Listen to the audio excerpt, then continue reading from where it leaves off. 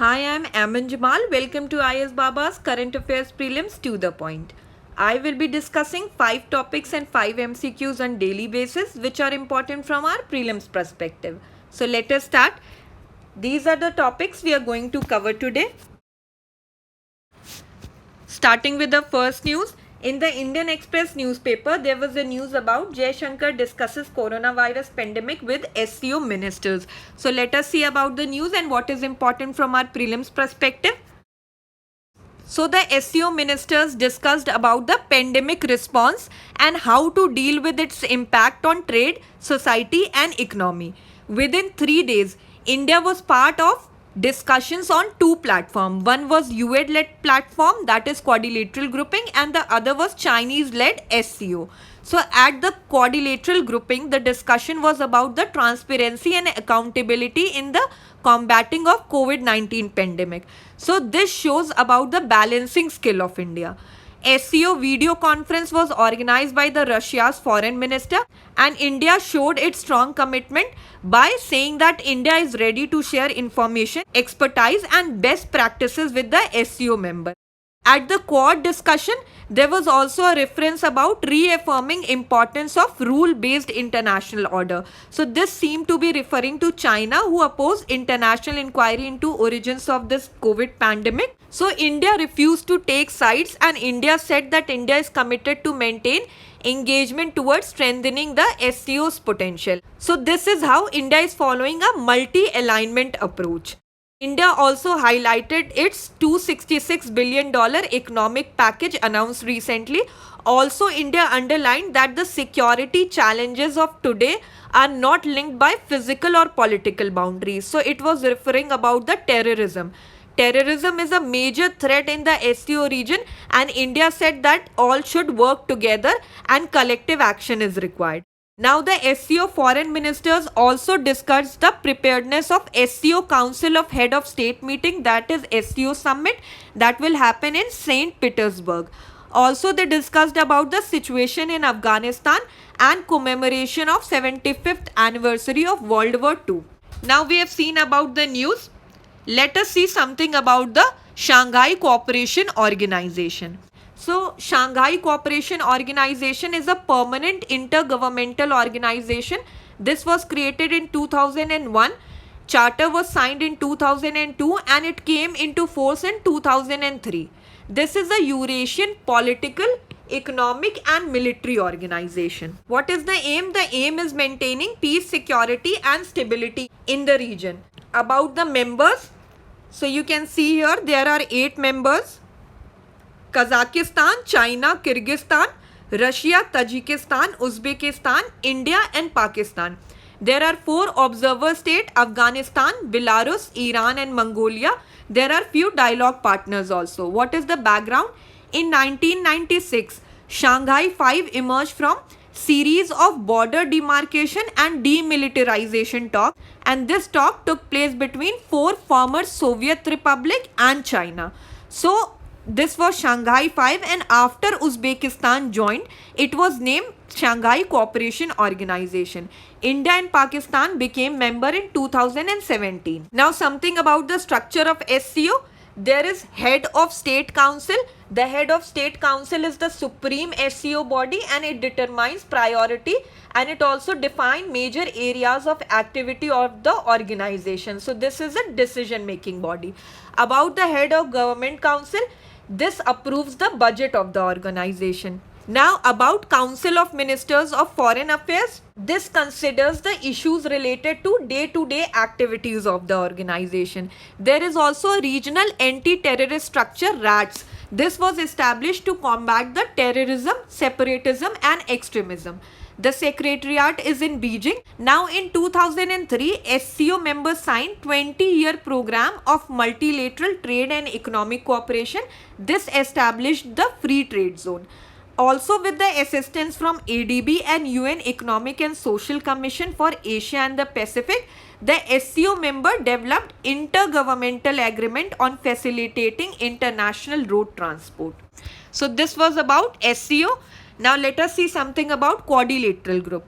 So Quadrilateral Security Dialogue or Quad, this is a strategic dialogue between four countries. Which are these countries? India, US, Japan and Australia. Originally, this was initiated by Japan in 2007, but Australia withdrew. So it came into being in 2017 when the four countries came together to develop strategy to keep the critical sea routes in Indo-Pacific free of any influence. So this is seen as a counter to the Chinese influence.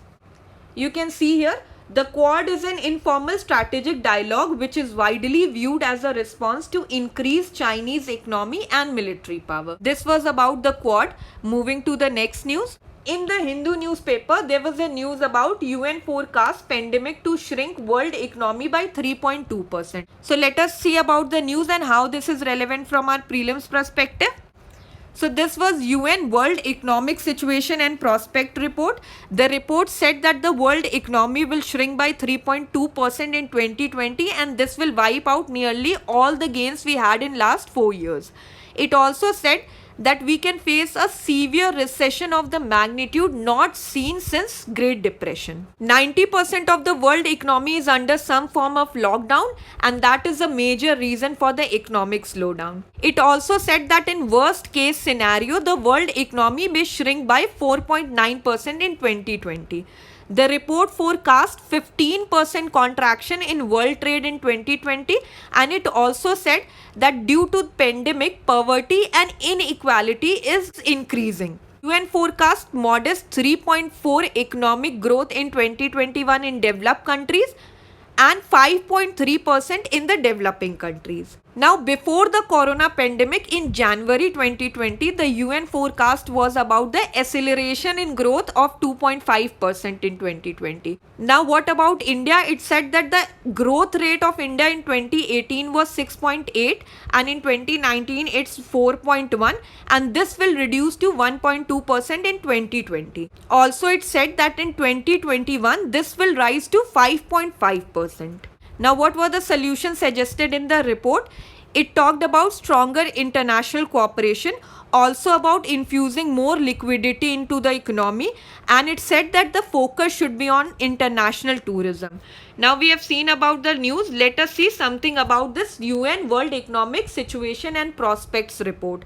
This is jointly released by UN Conference on Trade and Development, UN Department of Economic and Social Affairs, and 5 regional economic commissions. Let us see something about the UNCTAD. So UN Conference on Trade and Development was established in 1964 and this is a permanent intergovernmental body. What is the aim? The aim is to promote development friendly integration of developing countries into the world economy and that will be by maximizing the trade, investment and development opportunities. The conference ordinarily meets once in 4 years and the World Investment Report is published annually by the UNCTAD. So this was about the UN World Economic Situation and Prospect Report and also about UNCTAD. Moving to the next news.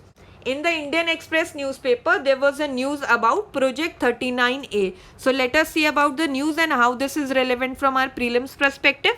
So, National Law University Delhi took up a project and named it Project 39A. This is about the Indian courts invoking collective conscience of the society in most of the death penalty cases. So, the study chose 3 states and union territory, that is Madhya Pradesh, Delhi and Maharashtra. Why these 3 state and union territory were chosen? Because they ranked high in awarding capital punishment. So, let us see how this news is important for our prelims. We will be talking about some of the important cases and what the Supreme Court said in these cases. This collective consign clause was introduced by the Supreme Court in 1983 ruling in the Machi Singh and others versus State of Punjab. So the Supreme Court laid down 5 categories where community expect the holders of the judicial power to impose death sentence as the collective consign was outraged. In 1980, in the Bachchan Singh versus State of Punjab case, the Supreme Court evolved the rarest of the rare doctrine, and also this case required the courts to consider probability of reformation and look into alternative option of life imprisonment.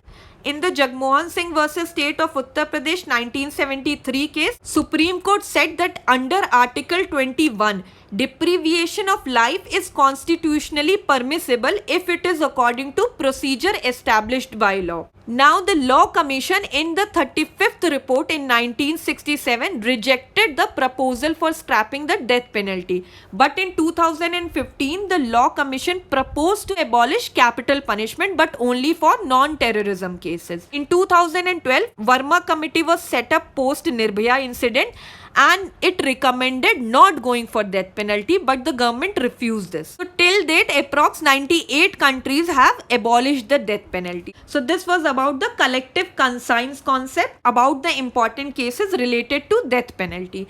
Moving to the next news. In the PIB, there was an article about G20 virtual trade and investment ministers meet. So let us see about the news and how this is important from our prelims perspective. India was represented by Minister of Trade and Commerce. This virtual conference was hosted by Saudi Arabia, which is the current chair of the G20 group. So the members agreed to work on flow of essential medical supplies and essential goods across the border. Also, they agreed on delivering free and fair trade and investment norms so that the needy and the vulnerable people around the world don't suffer. Then the challenge of food security was highlighted by India, and the discussion was on volatile food prices amidst the COVID-19 pandemic. So the members agreed to work on food security also. India also highlighted its special economic package amounting to 10% of the GDP. And it also highlighted that how under the doctrine of Vasudhaiva Kutumbakam, India has unconditionally provided medical supplies to over 120 countries. In addition, a USD 10 million COVID-19 emergency fund is also created by India, and this is being utilized to deliver urgent medical supplies, equipment and humanitarian assistance to the neighbors.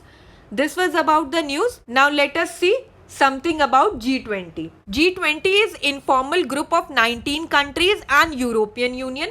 So the European Union is represented by European Commission and European Central Bank. So this came into being in 1999 and this is a mix of developed and developing country. About the members, so you can see here there are 19 members plus European Union. So the members are Argentina, Australia, Brazil, Canada, China, France, Germany, India, Indonesia, Italy, Japan, Mexico, Russia, Saudi Arabia, South Africa, South Korea, Turkey, UK and US. About the structure of G20, the presidency rotates annually between nations and these nations are divided into regional groupings. This ensures the regional balance. Currently, Saudi Arabia chairs the summit. Also, G20 does not have a permanent headquarter or secretariat. It has a broad agenda and the agenda include trade, agriculture, energy, employment, then women advancement, climate change, global health, anti-terrorism, etc. So this was about G20. Moving to the next news. In the PIB, there was a news about short-term and long-term measures for supporting the poor, including migrant workers, farmers, tiny businesses and street vendors. So these are the pointers given here. We will see them in detail. So this was the second tranche of the rupees 20 lakh crore package under the Self-Reliant India movement or the Atmanirbhar Bharat movement. So there are 5 pillars: economy, infrastructure, system, vibrant demography and demand. So the second tranche focuses on vulnerable groups like street vendors, migrant laborers, urban poor, etc. So let us see about the announcement. The first announcement was about free food grain supply to migrants for 2 months. So this will be at the rate of 5 kg per migrant laborers and 1 kg chana per family. This will be free of cost. Migrant laborers not covered under National Food Security Act or who are without a ration card, they are also eligible. About the second announcement, technology system enabling migrants to access PDS from any fare shops in India by March 2021. So this will be a sort of pilot scheme for portability of ration card and this will be extended to 23 states. About the third announcement, scheme for affordable rental housing complexes for migrant worker and urban poor to be launched. So the exact details of the scheme will be released later. About the next announcement, 2% interest subvention for 12 months for Shishu Mudra loans. About the next announcement, rupees 5,000 crore credit facility for street vendors. So the street vendors who have lost their business, they can get the bank credit facility for initial working capital up to rupees 10,000 for each enterprise. About the next announcement, rupees 70,000 crore boost housing sector and middle income group through the extension of credit linked subsidy scheme for middle income group under Pradhan Mantri Awas Yojana. The next announcement was about 6,000 crore rupees for creating employment using Campa funds. So the funds under compensatory afforestation management and planning authority will be used for afforestation and plantation work, and this will include the urban areas also. So this will create job opportunities in urban, semi-urban, rural and tribal areas. About the next announcement, rupees 30,000 crore additional emergency working capital for farmers through NABARD. So NABARD will extend additional refinance support for meeting the crop loan requirement of rural cooperative banks and RRBs. The last announcement of this tranche was about rupees 2 lakh crore credit boost to 2.5 crore farmers under Kisan Credit Card Scheme. So this will be a special drive to provide concessional credit to PM Kisan beneficiaries, and this will be done through Kisan credit cards. This was about the last news. Let us move to the MCQs. This is from the previous year. Consider the following statement regarding the SCO. Statement 1. Shanghai Cooperation Organization is permanent intergovernmental international organization founded by Kazakhstan, China, Kyrgyz Republic, Russia, Tajikistan and Uzbekistan. Statement 2. SCO was preceded by the Shanghai 5 mechanism. Statement 3. India and Pakistan joined SCO as full members in 2017. So we have studied about SCO and we know that statement 3rd is correct. Statement 2nd is also correct and statement 1st is also correct, because earlier it was Shanghai 5 and when Uzbekistan came, it became SCO. So Uzbekistan is also the founding member of SCO. So our answer will be 1, 2 and 3, that is D. Moving to the next MCQ. Consider the following statement about UN Conference on Trade and Development. Statement 1.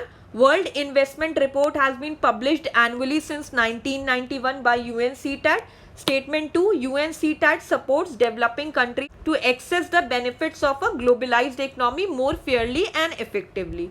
We have studied about the UNCTAD and you can see here both the statements are correct. So our answer will be C, both 1 and 2. Moving to the next MCQ. In which of the following case Supreme Court of India gave the rarest of the rare doctrine for capital punishment? A. Jagmohan Singh versus State of UP. B. MC Mehta versus Union of India. C. IR Kulo versus State of Tamil Nadu. D. Bachchan Singh versus State of Punjab. So we have studied about the cases and we know the answer is D. Bachchan Singh versus State of Punjab. In this case only the Supreme Court came out with rarest of the rare doctrine. Now about the other cases, in Jagmohan Singh versus the State of UP, Supreme Court said that under Article 21 deprivation of life is permissible if it is according to procedure established by law. In MC Mehta versus Union of India, this was about the oleum gas leak case and absolute liability principle was given by the Supreme Court. In IR Kulo versus State of Tamil Nadu, this case was about the 9th schedule of the Constitution. Moving to the next MCQ, consider the following statement about G20 grouping. Statement 1, it has a permanent staff body which carry out the work related to the meetings. Statement 2, in G20, the European Union is represented by the European Commission and by the European Central Bank. Statement 3, its chairmanship rotates annually between nations divided into regional groupings. Which of the above statement is correct? So we have seen about all the three and we know that statement 3rd and statement 2nd are correct. But G20 does not have a permanent staff body. It does not have any headquarter or secretariat. So this statement is incorrect. So our answer will be 2 and 3 only, that is option C. Moving to the last MCQ here. Consider the following statement about Atmanirbhar Bharat Abhiyan. The beneficiary under the Atmanirbhar Bharat Abhiyan are only from the business sector including MSMEs and the employees of central and state government along with real estate, power and banking and non-banking companies sector. Statement 2, the economic package under this is about 10% of the GDP of the country. Which of the above statement is are correct? So we have seen about Atmanirbhar Bharat Abhiyan, and we know that statement second is correct, but statement first is not correct because beneficiary under this abhiyan is every citizen of the country, not just a sector or an organization. So our answer will be 2 only, that is B. So we have seen 5 topics and 5 MCQs based on these topics. That is all for today. Thank you so much. Also subscribe to our YouTube channel and press the bell icon to get notified.